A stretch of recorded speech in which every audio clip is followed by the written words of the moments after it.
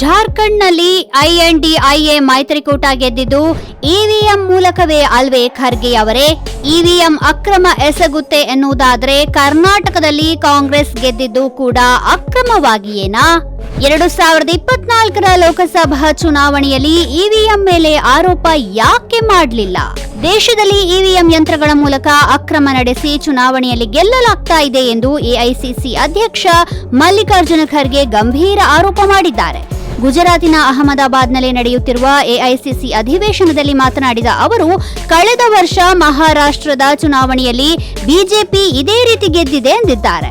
EVM ಮೇಲಿನ ಆರೋಪ ಇಂದು ನಿನ್ನೆಯದಲ್ಲ.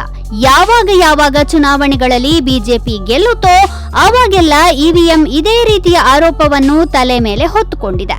ಅದೇ ಕಾಂಗ್ರೆಸ್ ಮತ್ತು ಅದರ ಮಿತ್ರ ಪಕ್ಷಗಳು ಗೆದ್ದಾಗ ಇವಿಎಂ ಮೇಲೆ ಯಾವ ಆರೋಪವೂ ಬರೋದಿಲ್ಲ. ಆಗ ಇವಿಎಂ ಗಂಗೆಯಷ್ಟೇ ಪರಿಶುದ್ಧವಾಗಿ ಬಿಡುತ್ತೆ.